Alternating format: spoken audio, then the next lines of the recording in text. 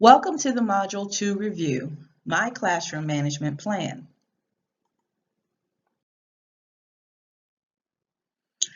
Let's take a look at my classroom vision. Vision 1 is about seating arrangement and classroom environment. I envision teaching in a science laboratory that has separate stations, which allows students to perform labs and other group activities. For lectures, I have separate seats set up in rows for students to listen and do independent work, and occasionally some think pair share activities. I have plenty of storage cabinets and drawers for my teaching supplies and lab equipment. I also have a screen in the front of the room, plenty of chalkboards and bulletin board space. Finally, I have enough space and seats to accommodate all of my students. For Vision 2, student behavior, I envision my students being well-behaved and attentive. Each student has all of the necessary supplies needed for class every day. They are listening to me lecture about various topics. They don't talk while I'm speaking. They always remember to ask permission to do anything in the classroom. Students raise their hands to participate and ask questions. They never blurt out answers. And finally, they are always polite and respectful towards me and their fellow classmates. Basically, they follow all rules and procedures daily. And finally, Vision 3, participation during lessons and activities. In my dream world, all students positively participate during lessons and group activities.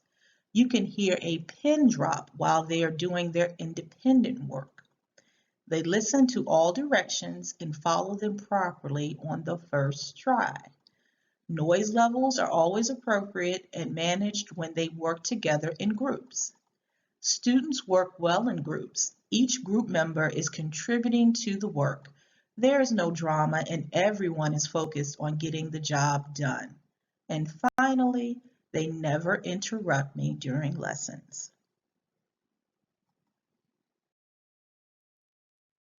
Let's take a look at my seating charts. I have two seating charts on this slide because I had two different types of classrooms over the years. My first classroom was on a hallway that did not have science classrooms. My principal had a sink installed and multiple electrical outlets placed on the floor. She also had 16 long black science tables placed in my room.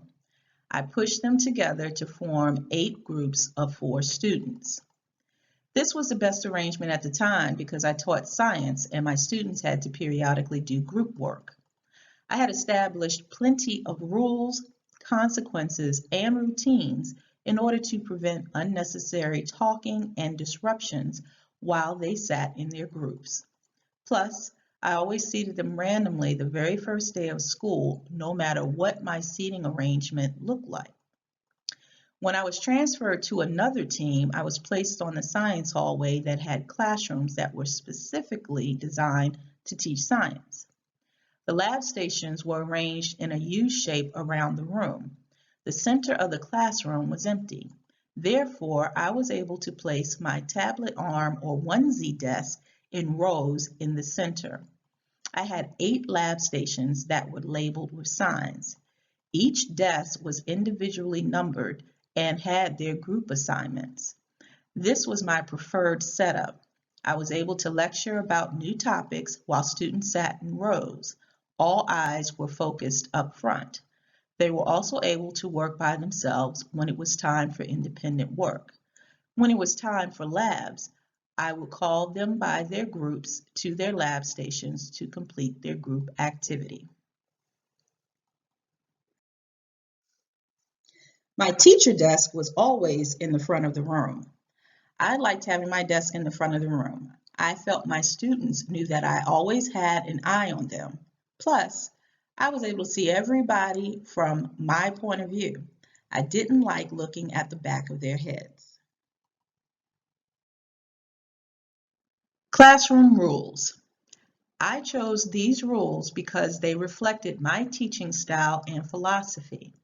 Most of them are your basic rules that most teachers use in their classrooms. However, I do want to point out two rules which are important to me. For example, Rule 2 about having no food or drink in the classroom was chosen because I taught science, and one of the science safety rules is about not eating or drinking anything in the science lab. I also liked Rule 5 because students have a tendency to borrow or take other people's property. I wanted students to know that they need to ask permission before they touch or use other people's belongings. This includes the teacher's supplies or desk. Consequences. Since I applied the assertive discipline theory to my classroom, I used the escalating severity procedure as part of my consequences. The first consequence would be a warning or name on the board. The second consequence would be a check by the name, which normally resulted in the loss of a privilege. The third consequence would be timeout in another room or a phone call home. I also had a severe disruption or violation clause, which meant they would immediately receive a phone call home or be sent to the office for fighting, bullying, or blatantly disrupting the class. Of course, for other minor violations, I would use logical consequences.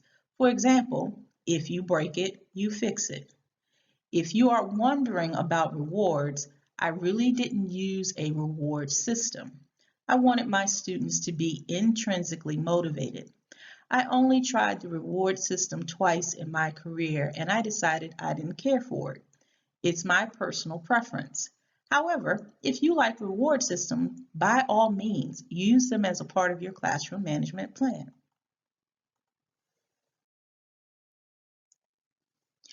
Procedures. I had a ton of procedures or routines in place to help my class run smoothly.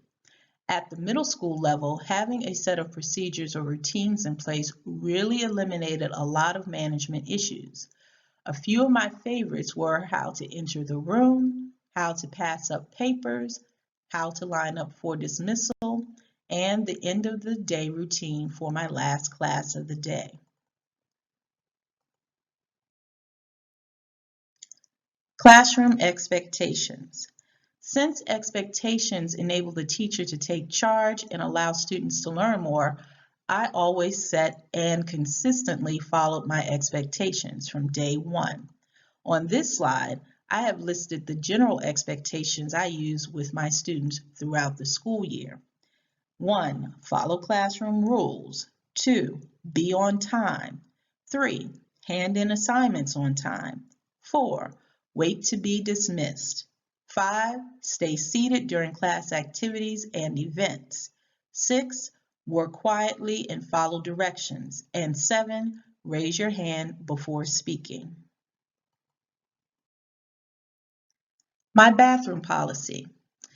My bathroom policy is based on the school and district policies as well as personal preference. Also, keep in mind that I taught in a middle school setting.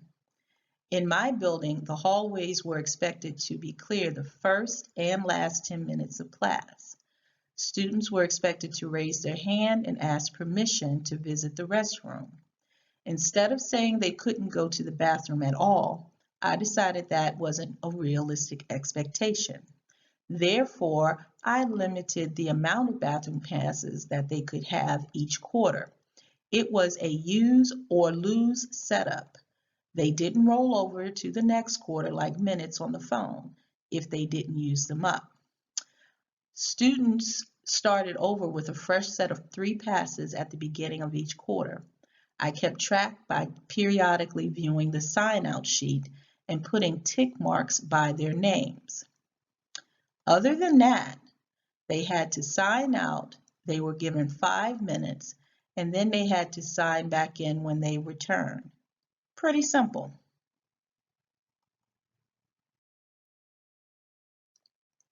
Cell phone policy. Our original countywide policy was that cell phones were to be turned off or placed on silent and stored in their lockers for the entire day. Later, they were told they could have them, but they must remain off during class. My principal also mandated that students didn't need to use their phones during class. If additional technology was needed, we could sign out the Google Chromebooks to use with our students. Therefore, I preferred students didn't use their phones. For me, it was just an added distraction. If a student was caught with a phone, I would take it for the remainder of the day and lock it away in a safe place. They could pick it up at the end of the day.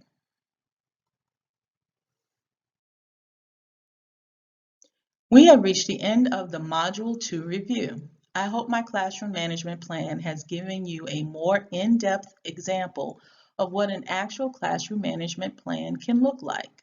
I also hope that my thought processes and rationale behind each part of my plan assist you as you make your own plan. Again, this is just one example. Your plan and rationale needs to be tailored to your philosophy, teaching style, personality, and subject matter. See you in Module 3.